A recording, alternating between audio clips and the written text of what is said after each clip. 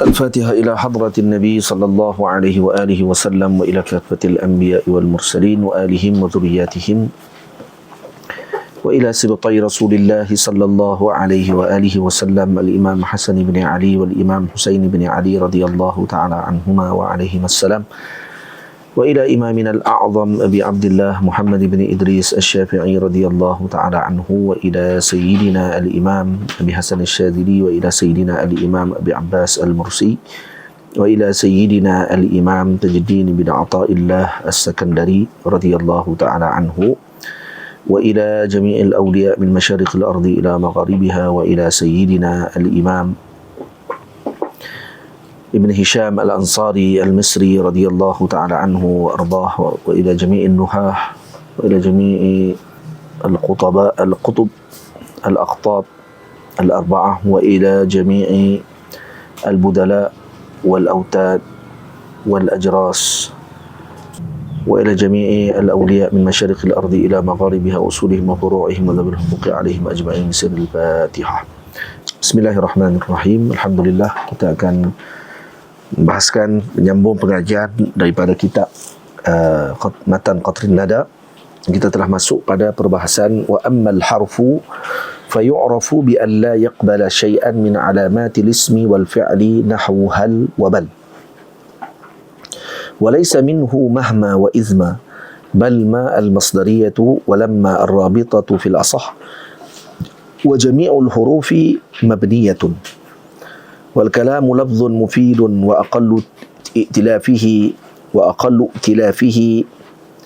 من اسمين كزيد قائم أو فعل واسم كقام زيد. Dan kemudian baru masuk faslun anwa'ul i'rab arba'ah. Tamam. Amma al-harfu fayu'rafu. Jadi bila mana telah selesai berkenaan dengan perbincangan tentang isim dan fi'il, maka sekarang masuk perbincangan tentang harf. Nah, maka Syekh menyebutkan wa ammal harfu fayu'rafu bi an la yaqbala syai'an. Jadi huruf itu dikenal bahawa dia tidak menerima sesuatu pun daripada alamatil ismi wal fi'li. Alamat isim dan alamat fi'il. Contohnya nahwu hal wa bal. Di hal dan bal adalah contoh bagi harf. Jadi kullu kalimatin, setiap kalimah yang menerima alamat daripada alamat isim, maka dia adalah isim. Jadi setiap kalimah yang menerima alamat fi'il, maka dia adalah fi'il. Dan kemudian setiap kalimah yang tidak menerima sesuatu pun daripada alamat isim dan alamat fi'il, maka dia huruf. Contohnya hal. Hal adalah huruf istifham. Hal adalah huruf istifham mabni ala sukun. Nah, mabni ala sukun. Kita sebutkan hal jaa zaidun. Tamam. Maka kita sebut hal tadi adalah apa? Huruf istifham dia panggil. Wa mislu bal, begitu juga dengan bal. Betul saya sebutkan di sini wa ammal harfu fayu'rafu bi an la yaqbala syai'an min alamatil ismi wal fi'l. Kita dah bahas panjang berkenaan dengan alamat isim dan fi'il. Tak berada daripada jurumiyah lagi. Tamam. Bal juga adalah huruf ataf mabni ala sukun. Tamam. Dan bila sebut harf sahaja, kita kena faham bahawa dia tidak ada mahal i'rab. Bila sebut harf, maka dia la mahalla lahu minal i'rab. Ingat itu. Maka kita sebut ma jaa zaidun bal amrun. Nah. Jadi yang apa ni musannif bila mana beliau telah menyebutkan sebahagian daripada kalimah, kemudian beliau menyebutkan juga ada yang berlaku khilaf di antara para ulama terhadap adakah ianya dikira sebagai isim ataupun dia dikira sebagai huruf. Contoh seperti laisa minhu. Tamam? Saya sebut laisa minhu. Izma dengan mahma. Nah, izma dengan mahma. Atau saya sebut laisa minhu mahma wa izma. Lepas tu saya kata laisa minhu ay laisa minal harf, tidak termasuk daripada huruf, apa dia? Mahma dengan izma. Mahma disebut oleh sebahagian ulama bahawa ianya huruf. Dan yang terpilih di sisi para ulama bahawa ianya adalah isim. Yang mukhtar di kalangan para ulama nahwu, mahma adalah isim, bukan huruf. Dalilnya dalil bahawa mahma adalah isim. Apa dalilnya? Apa dalil mahma bahawa dia isim? Audud dhamir 'alaiha.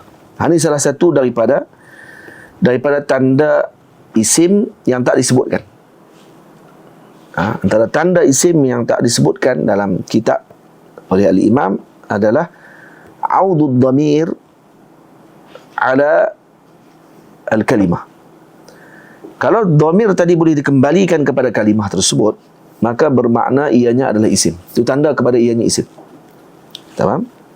Jadi bila sebut ni dia punya kaedah dia, kullu kalimatin ya'udu ad-dhamiru 'alaiha fahiya ismun. Kullu kalimatin ya'udu ad-dhamiru 'alaiha fahiya ismun. Setiap kalimah yang boleh dikembalikan dhamir kepada kalimah tersebut, maka ianya isim. Ini adalah salah satu alamat tambahan daripada alamat isim. Contoh kita sebut dalam firman Allah Subhanahu wa taala, wa qalu mahma ta'tina bihi min ayatin litasharana biha fama nahnu laka bimu'minin. Wa qalu mahma ta'tina bihi. Tu tengok. Kalau kita tengok sini, mahma tadi dengan makna ayyu syai'in. Mahma tadi, mahma dengan makna ayyu syai'. Qalu mahma, ay qalu ayyu syai'in ta'tina bihi. Ta'tina bihi ni dhamir kembali kepada mana? Kembali kepada mahma.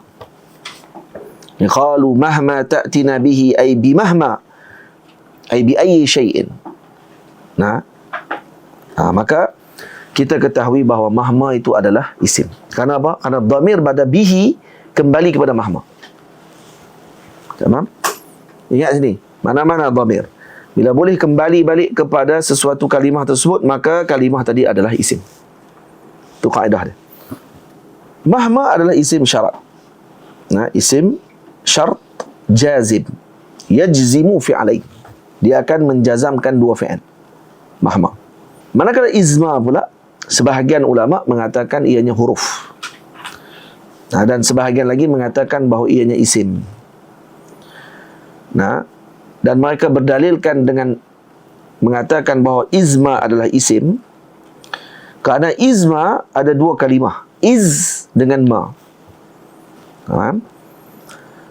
Dan iz itu adalah isim yang menunjukkan kepada zaman dengan makna hayyin. Dengan makna hayyin. Firman Allah Ta'ala, illa tansuruhu faqad nasarahu Allahu iz akhrajahu alladhina kafaru. Illa tansuruhu faqad nasarahu Allahu iz akhrajahu alladhina kafaru, ay faqad nasarahu Allahu hina ikhrajil kuffari lahu.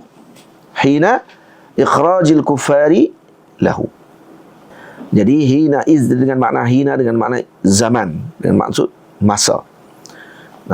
Wa idza sabata, jadi bila mana sabit bahawa sebelum masuknya ma bagi iz tersebut adalah isim, iz itu sendiri isim, seperti dalam firman Allah tadi, illa tansuruhu faqad nasarahu Allahu iz akhrajahu, itu iz tadi sendiri adalah isim. Jadi bila masuk ma, dan ma tadi pula ma zaidah, maka dia akan kekal sebagai isim. Dia akan kekal sebagai isim kerana al-aslu baqa'u makana ala makan. Kerana asalnya dikekalkan suatu tadi dengan apa yang telah ditetapkan kepadanya sebelum itu. Faham? Jadi ini seperti mana firman Allah Subhanahu wa taala, nazirnya imma, contoh imma tarayinna minal bashari ahada. Imma ni dia adalah gabungan daripada in ma, huruf-huruf syarat gabung dengan ma zaidah. Dan dia tidak mengeluarkan imma tadi daripada harfiah, karena masuknya ma zaidah padanya. Imma tetap imma adalah harf. Kenapa? Karena in itu sendiri huruf. Masuk ma padanya tak mengubah apa-apa pun. Begitu saja digunakan nazir tadi kepada izma. Iz ketika mana berada dalam keadaan bersendirian tanpa masuk ma, dia adalah isim. Maka bila masuk ma zaidah, maka dia tetap isim. Boleh faham ni? Itu. Jadi bila kita baca izma taqum aqum.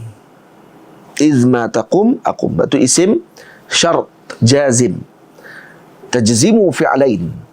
Izma ni adalah isim syarat yang menjazamkan dua fi'il. Itu izma taqum aqum. Dengan makna apa? Mata taqum aqum. Izma taqum aqum. Jadi dengan makna mata taqum aqum. Bila kamu bangun, maka saya bangun. Maka dibaca kedua-duanya dengan jazam. Karena izma ni adalah tajzimu fi'lain. Iz itu sendiri adalah fi'il, isim yang menjazamkan dua fi'il. Taqum, asalnya taqumu. Aqumu. Tapi disebabkan kerana masuknya iz, Zahid, mawjud fi dars. Mawjud fi dars. Bahkan kata Al-Imam Ibn Hisham Al-Ansari, bal ma al-masdariyah walamma ar-rabitatu fil asah. Wa jami'ul huruf mabniyah. Dia kata bal, dan bahkan termasuk daripada huruf adalah ma masdariyah, dan walamma ar-rabitah fil asah. Ni pandangan Syekh disebut macam tu daripada minal qaulain, daripada dua qaul, kerana kedua-duanya tidak menerima sesuatu pun daripada alamat isim dan fi'il.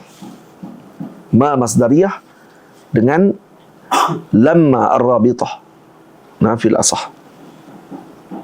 Jadi ma masdariyah yang masuk padanya af'al. Masuk padanya af'al dan ditakwilkan dengan masdar. Contohnya sarrani ma fa'altu, ma fa'alta. Sarrani ma fa'alta. Maksud saya gembira dengan ma fa'alta. Jadi apa dia takdirnya? Ma masdariyah, dia akan takdirkan fi'il selepasnya jadi masdar.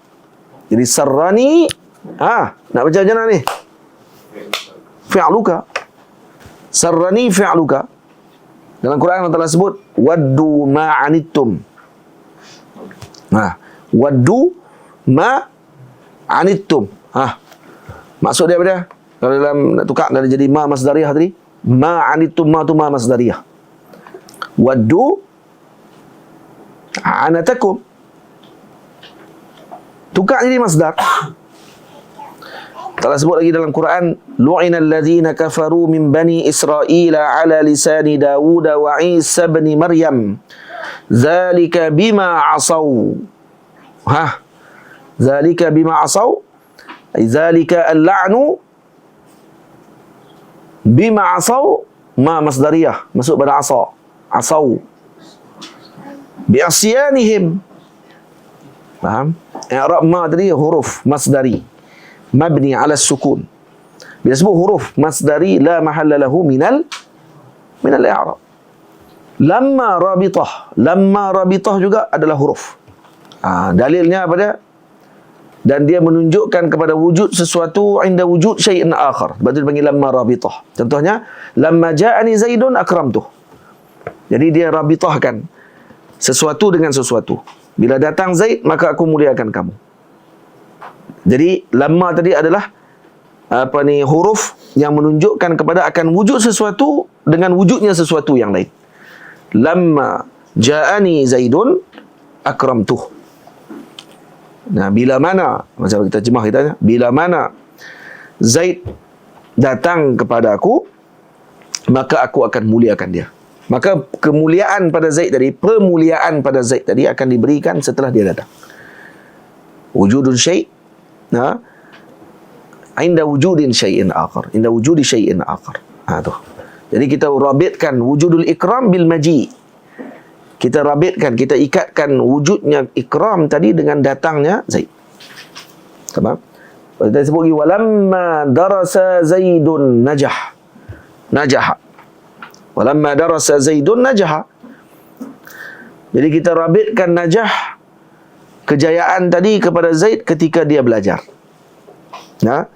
Rabatna an-najah, tamam, biwujudid dirasah di Zaid.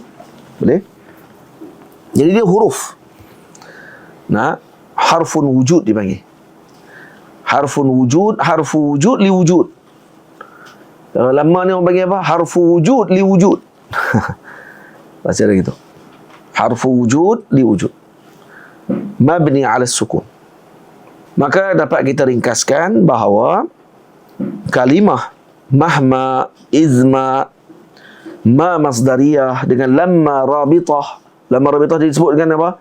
Harfu wujud li wujud. Tu. Ingat betul-betul. Maka kalau mahma dengan izma, rajih kedua-duanya adalah apa?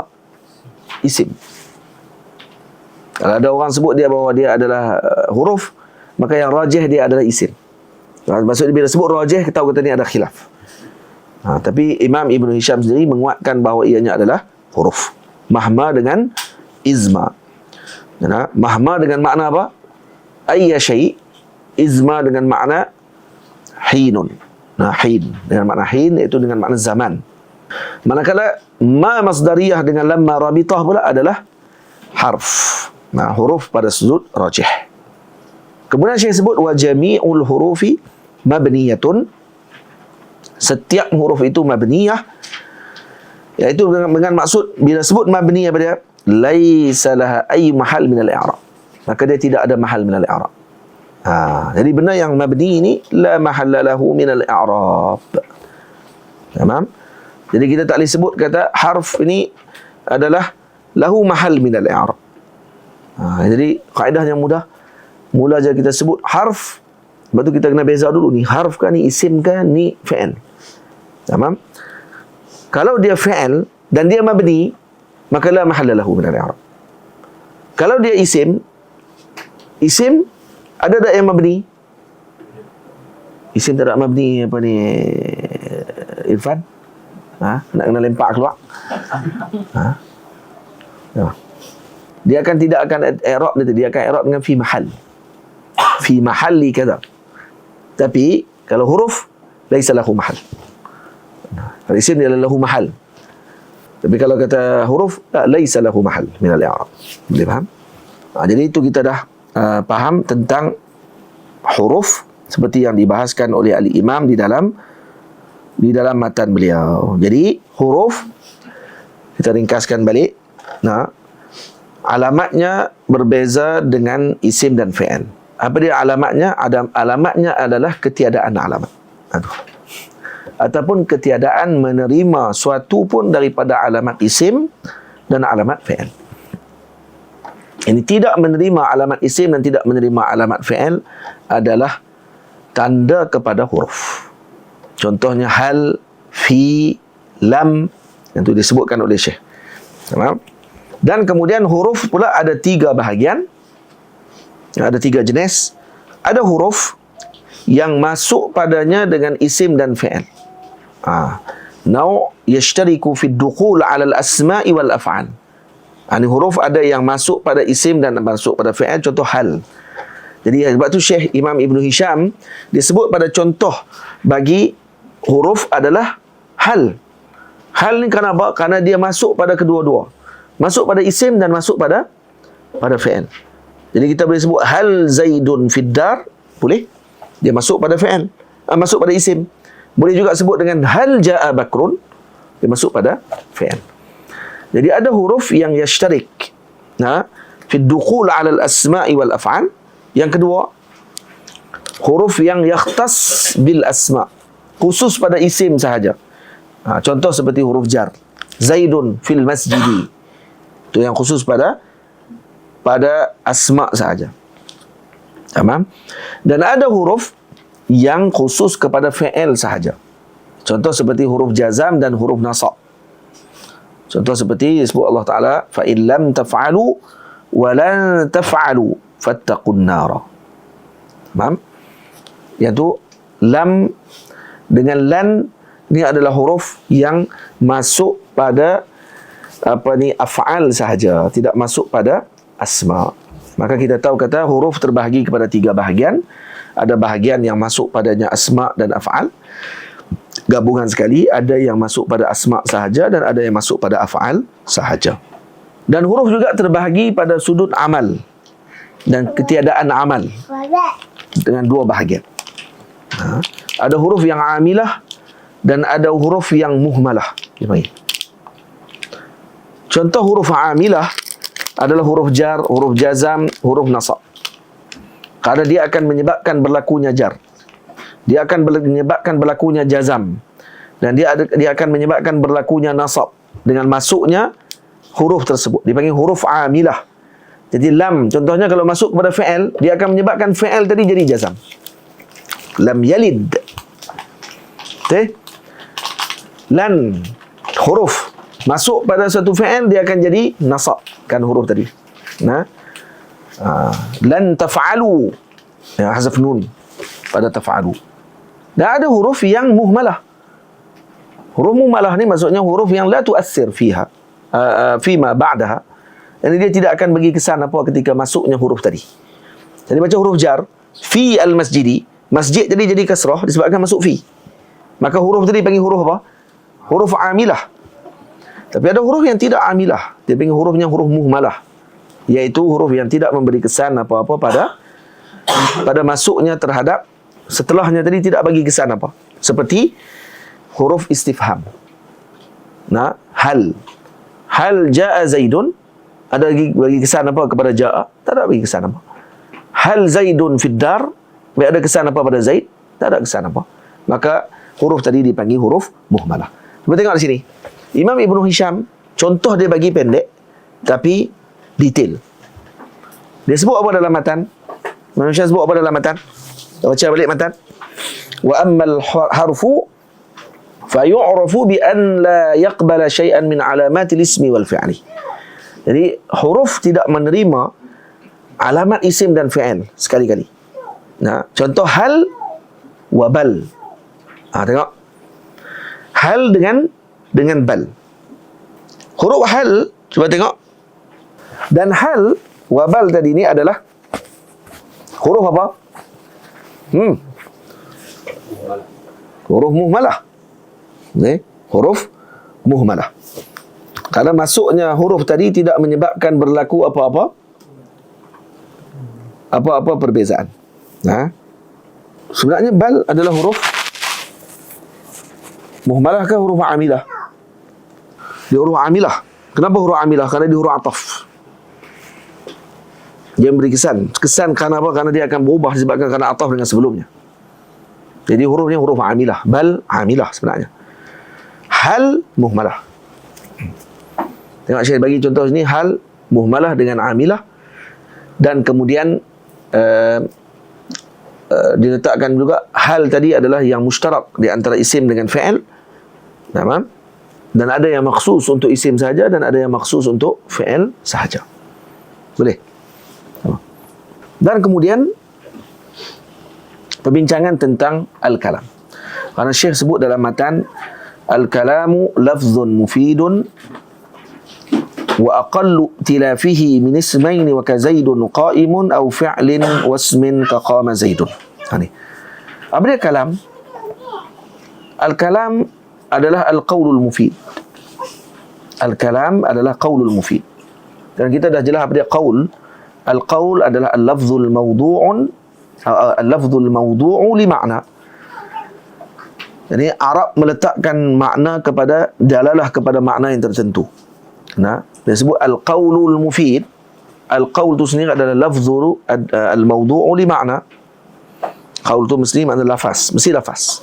Dan mufid maknanya alladhi yasihhu al-iktifa'u bihi ay yahsulu sukut alaihi. Tamam? Contoh seperti disebut qama zaidun qa'im. Qama zaidun qa'im. Ada yahsunu sukut. Jadi tidak ada soalan lagi selepasnya. Seperti iza jaa fulan, betul senyap. Adalah yahsunu sukut dan itu tidak mufid. Maka Syekh sebut al-kalam al-qaulul mufid. Jadi qaul tadi tidak akan jadi mufid melainkan kalau dia murakkab. Dan disyaratkan ifadah mesti dengan tarkib. Sebab tu Syekh sebut dengan kalam pendek saja al-qaulul mufid dengan makna gabungan kepada al-lafzul murakkabul mufid. Kerana qaul sendiri adalah lafz. Dan lafaz tu pula bukan lafaz semata-mata lafaz. Kerana kita dah bincang panjang bab lafaz, ada lafaz yang muhmal, ada lafaz yang musta'mal. Jadi lafaz ini qaul mesti ada lafaz yang macam mana nak tahu kata ni lafaz yang mufid ataupun tidak? Lafaz ni jadi musta'mal ataupun muhmal. Tamam? Qaul mesti lafaznya musta'mal. Karena makna bagi qaul sini adalah al-lafzu al-mawdu' li makna. Lafaz yang diletakkan dalalah pada makna yang tertentu. Tamam? Jadi bila sebut dengan anasir ataupun elemen yang perlu wujud bagi mewujudkan suatu kalam, dan nak sebutkan satu kalam, dia beza dengan kalimah. Kalimah apa dia, Irfan?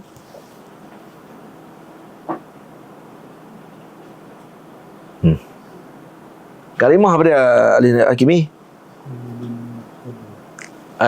Qaulun mufradun atau al-qaulul mufrad. Itu kalimah. Al-kalam, dalam jurumiah panggil al-kalam wa lafzul murakkabul mufidu bil wad'i, kan? Kalau dalam kitab Imam Ibn Hisham disebut al-kalam al-qaulu al-mufid. Sebab kita dah bincang al-kalimah, kita bincang kalam pula. Kalam qaulul mufid. Jadi untuk menghasilkan kalam, maka perlu baginya beberapa elemen. Yang pertama, dia mesti lafaz. Dan apa dia lafaz? Lafaz adalah as-saut al-mustamilu ala ba'dil ahrufi. Faham? Jadi untuk bila sebut dengan lafaz, maka dia terkeluar daripada al-kitabah. Tulisan tidak disebut sebagai lafaz. Jadi kalau kita tulis di papan putih, contohnya Zaidun qa'im, tulis saja, maka hadza laisa lafz. Tamam? Hadza laisa kalam. Tak cukup dah syarat kalam. Kerana syarat kalam mesti lafz. Nah, kalau kata kita lafazkan baru dipanggil kalam. Begitu ke isyarat. Isyarat dengan isyarat tertentu tanpa mengeluarkan ucapan, maka dia juga tidak disebut kalam.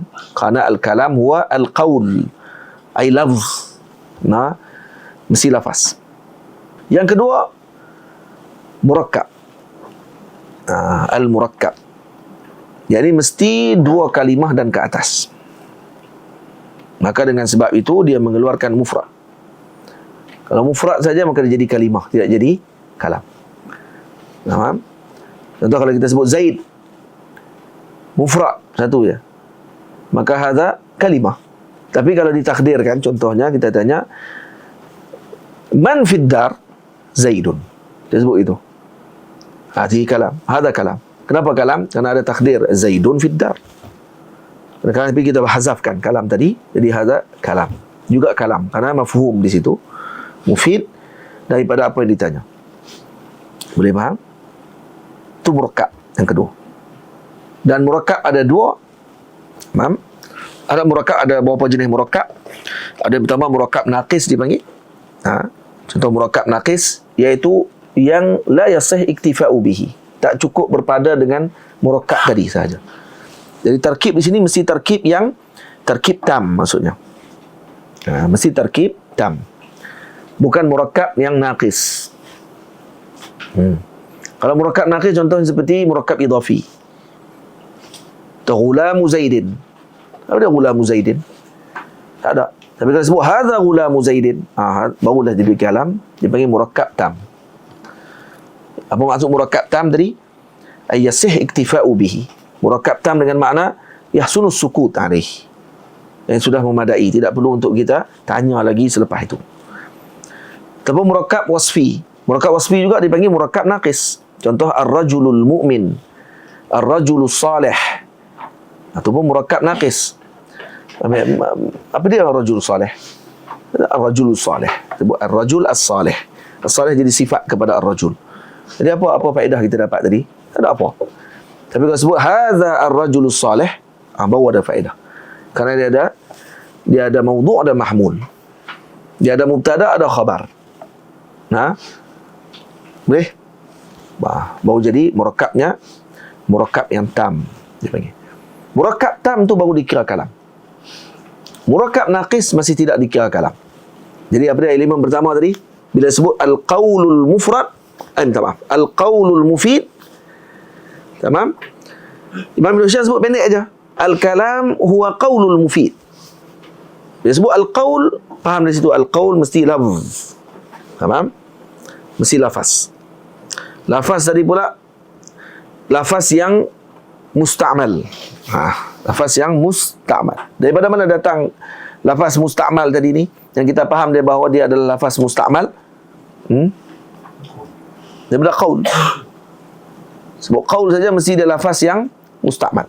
Dan kemudian yang ketiga, elemen ketiga yang kena ada adalah al-mufid. Al-mufid maknanya yahsunus sukut alih. Ini diam. Cukup kita memadai mendengarnya, tak perlu tanya lagi soalan setelahnya. Itu maksud yahsunus sukut alih. Kalau kita sebut ja'al ladzi, contohnya tu pun murakkab juga tu. Lafaz dan murakkab. Tapi mufid tidak mufid. Maka dia tidak kalam. Karena dia tidak tidak menyambung kalimah dia, kerana allazi tadi perlu kepada silah mausul. Contohnya in qama Zaid. Contohnya in qama Zaid pun bukan kalam juga, walaupun ada huruf, ada orang panggil lafaz ada in qama Zaidun, dan murakkab ya, ada 3 kalimah di situ. Tapi adakah mufid? Tidak mufid. Kenapa? Karena dia perlu kepada jawab syarat. In ja'a Zaidun, baik, apa dia lepas tu? Ada. Tamam? Yang contoh lagi, uqsimu billah. Uqsimu billah. Uqsimu billah pun bukan kalam juga sebenarnya.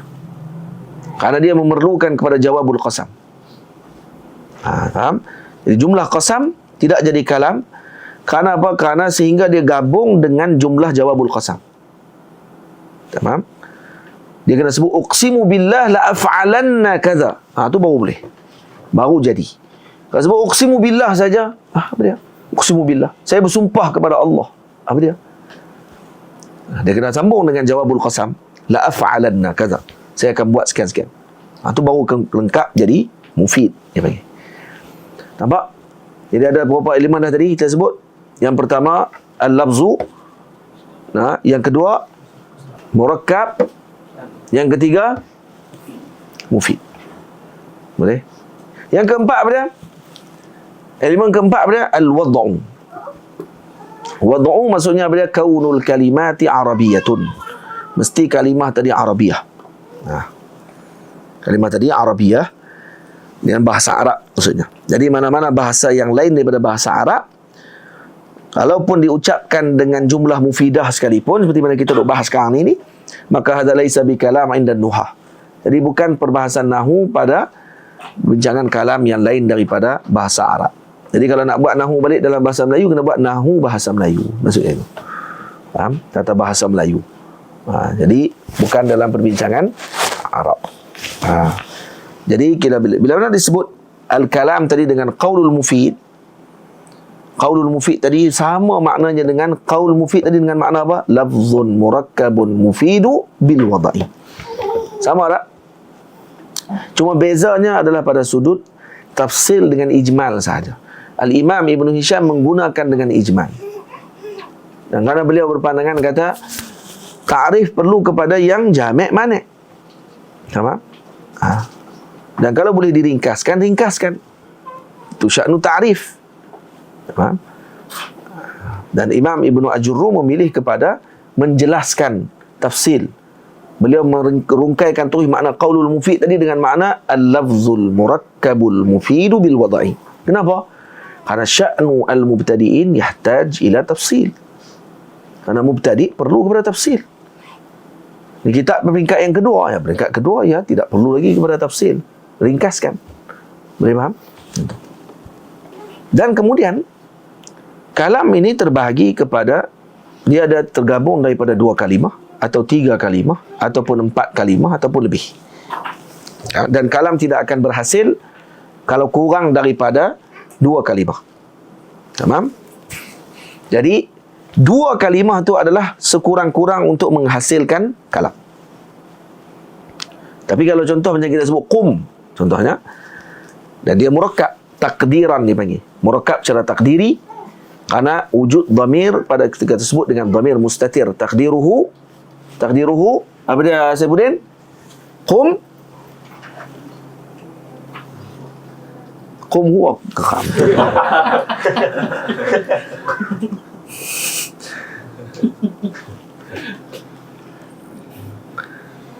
Qum apa Irfan? Qum anta. Anta qum. Ukhruj. Ya adu Allah. Ya, itu suruh buang iblis itu. Bukan suruh buang dia. Sama. Dan juga kalam masdar dengan isim. Contohnya, minta maaf, al-kalam al-musaddar bil ism. Contohnya kalam tu didahulukan dengan isim. Contohnya, Zaidun qa'im. Al-mataru nazil. Ini dipanggil jumlah ismiyah. Tamam? Dan ada juga kalam yang musaddar bi fi'al, yang didahulukan dengan fi'al. Maka dia jadi jumlah fi'liyah. Seperti qama Zaidun, uqibal mujrimu. Sama ada fi'al tadi mabni lil ma'lum atau mabni lil majhul. Contoh pertama tadi mabni lil ma'lum, jaa Zaidun. Contoh kedua uqibal mujrimu, mabni lil majhul. Maka itu dipanggil jumlah fi'liyah. Tamam?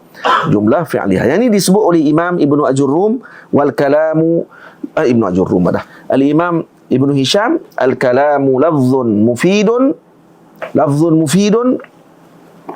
Nah, tapi yang lebih tepatnya al-qaulul mufid. Nah, lafzun mufid tapi dimaksudkan oleh Syekh di sini lafaz mufid tadi dengan makna qaulul mufid. Maksudnya.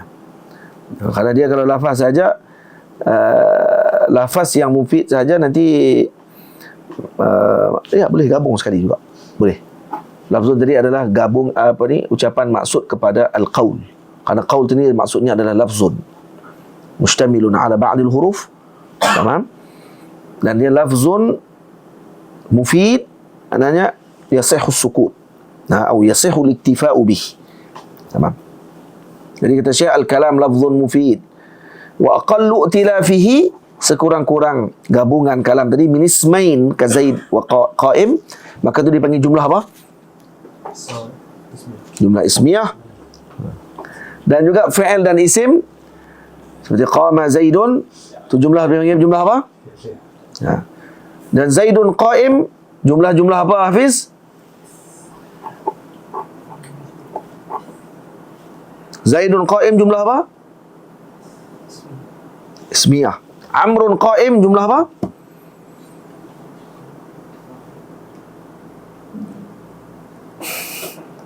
Hah? Aku geram. Hafiz ya Allah ya Tuhan. Baik.